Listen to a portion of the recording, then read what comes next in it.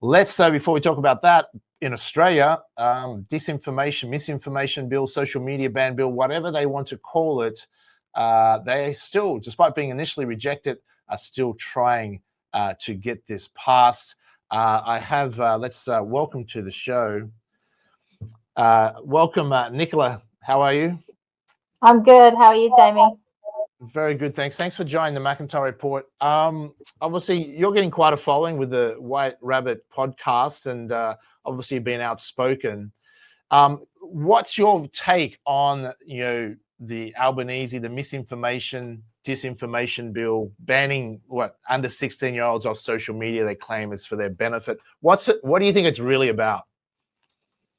Well, obviously, it's a Trojan horse, isn't it? They want us as adults to identify ourselves on social media so that they can get us on certain government watch lists and no doubt affect what is probably incoming social credit scores. And they're just using children as the excuse. There are plenty of senators in Australia that have tried to bring to the floor issues with children, such as gender dysphoria and how some of the government measures with hormone blockers and surgeries are affecting these children.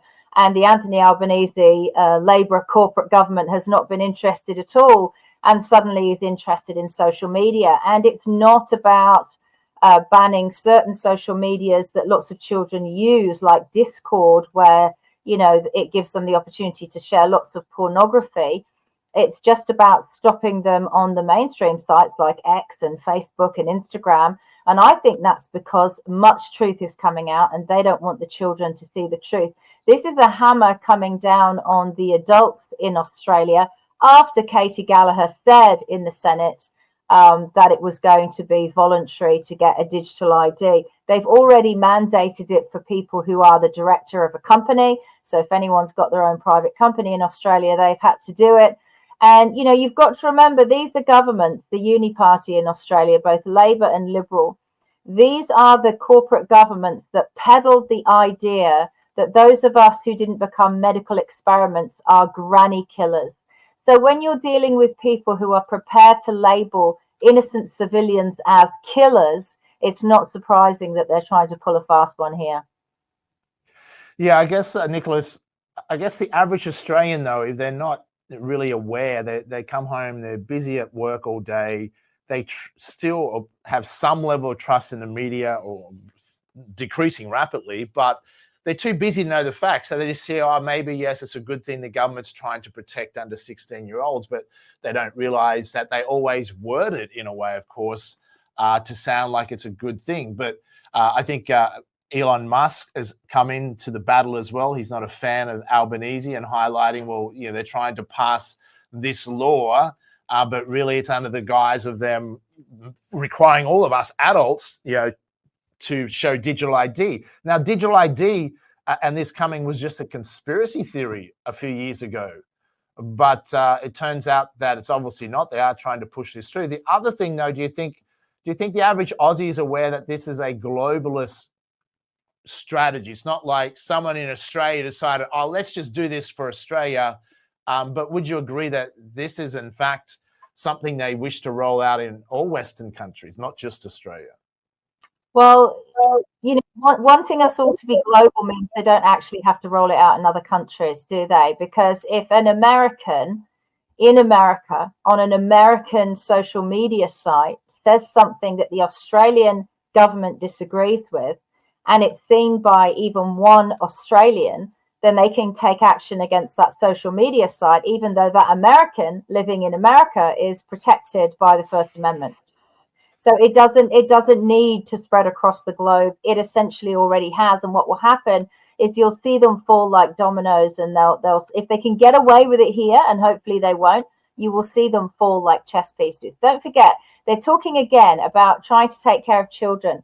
Anthony Albanese gave a Prime Minister's Book Award to a book for 5 and 6-year-olds called Welcome to Sex, with some of the most disturbing and disgusting illustrations of sex and sexual intercourse as a mum I've ever seen. All you need to know about Anthony Albanese is that Xi Jinping is a huge fan. That's all you need to know. Yeah, it's very interesting. Yes, the woke BS agenda being pushed upon children, and the idea that it's to protect children. I mean, once again, it's another form of Big Daddy Gov dictating. Also, I think you can get a driver's license or your L plates at 16, but then they're telling people, if you're a teenager, you can't even go onto the internet. But that's not really what it's about. The woke agenda has been clearly had been rejected in the U.S. elections. What's your take on? Did you think Trump was going to win by the margin he did, and what's your view on will Trump be able to achieve at least some of the things he's claiming to want to achieve? Well, my concern, yes, I did expect Trump to win. And my concern was that I also expected him to win in 2020 and believe that he probably did. If you look at the charts of the additional over 20 million Democrat voters that seem to appear for 2020 and then have disappeared again. I think Trump, my concern is that Trump is, can you hear me? Yeah, just those figures. Let's put on the screen if you can see that. Yeah, I think that's the figures you're talking about. For people that aren't aware, that there was about 18 million loss of votes and about 15 million, which appeared to be extra mail-in ballot votes that had the Democrats win last time, or 2020, where previous years they just didn't exist. But yeah, it's true. The stats they kind of caught themselves out. And my concern is as well, how long is this going to last? Is this a 4-year pause on globalism and they're going to have their own sort of battles about that within the Trump administration, I guess, between the Trump administration and the deep state representing the globalists. And, that gives them 4 years to sort of regroup and rethink how they're going to seize power back, because we seem to be drifting a little bit concerningly away from democracies. I mean, the Misinformation and Disinformation Bill and the under 16 thing in Australia. You've got a prime minister who is getting paid as a public servant to represent the Australian people, then giving them 24 hours to respond to an inquiry. So I don't think in 24 hours you can, send emails and put in your official inquiry form and then have the staff go through them and present them to that inquiry. So it basically means, why waste your time listening to what the public want? We're going to push this through anyway, which is what they did. Katie Gallagher did that with the Digital Identity Bill, and she didn't allow debate on the floor. And this is my concern with the Australian Senate. The Senate is there supposedly as oversight to stop things before they happen. The Australian Senate sits higher than the High Court here in this country. And yet for these bureaucrats to just be able to waltz in and circumvent Senate debate and say, yeah, well, we're pushing this through anyway, leaves me very concerned about who's really pushing the strings in Australia. And this country is extremely energy and minerally rich. And I think that's why the globalists have got their eye on Australia. Yeah, it's an interesting point you make, because obviously the view or impression of Australia before COVID was Australia was a very free, democratic country, and people really looked up to us, I guess, as a beacon of inspiration, a country, a quality of life people around the world admired. Obviously, that was damaged, particularly Melbourne, the Dan Andrews. Do you think it's because Australia has weak political leadership? Why do you think it is the globalists are able to have such free range and control over our nation? Or is it just that we have noticed it before COVID? No, it's not a weakness within the political leadership. It's actually an enormous many decades long conspiracy.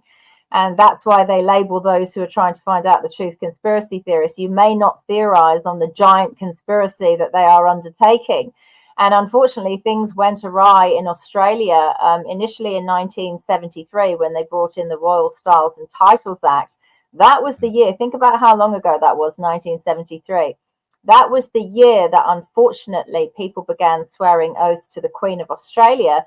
And many politicians foolishly probably thought they were swearing oaths to Queen Elizabeth II, but they were not. They were swearing an oath to a corporation. And then in 1986, not long afterwards, they brought in the Australia Act of 1986. Now, I personally believe, after working with about 10 barristers, that the Australia Act of 1986 is unlawful, because if you were being a staunch constitutionalist, and you should be, then it would have taken a referendum by the public to bring in that Australia Act, and they simply didn't do that.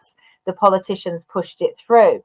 Now, that means that the Commonwealth Constitution 1900 UK still stands. Now, what's marvellous about that, if we could have senators or politicians that bring down this Australia Act, that announce its unlawful nature, the Commonwealth Constitution 1900 UK, and the reason they didn't do a referendum, affords Australians rights.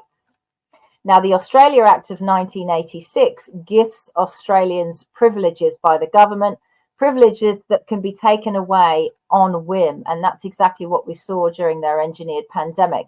And so no one in their sane mind would ever exchange rights of freedom, freedom of speech and land ownership for privileges granted by a government that can take them away whenever they feel like it. We don't need to argue the point. We've already experienced those being taken away. It looks like we've lost Jamie briefly there. I guess I'll have to fill in while he's away. Yeah, it's very interesting, actually, if you're someone that wants to study the Commonwealth Constitution 1900 UK. All Australians are actually lawfully allowed a free copy of that. I think you approach the Attorney General's office, and I think it's something that's really important to read. I have an annotated copy where they sort of explain what's going on next to my bed, and I look at it and read it as often as possible if I'm not too tired. But it's very important, unfortunately, that Australians get more involved in their politics in this country. And Jamie was right. Australia had it very good for a very long time. And I think essentially they were lulling people into a false sense of security. I certainly was lulled into a false sense of security because I'm an immigrant to this country myself. And when we got here, things began to change quite rapidly. So, yeah, very important that Australians get involved in their democracy. And from what I can see, they are getting involved in their democracy, and they need to keep that up.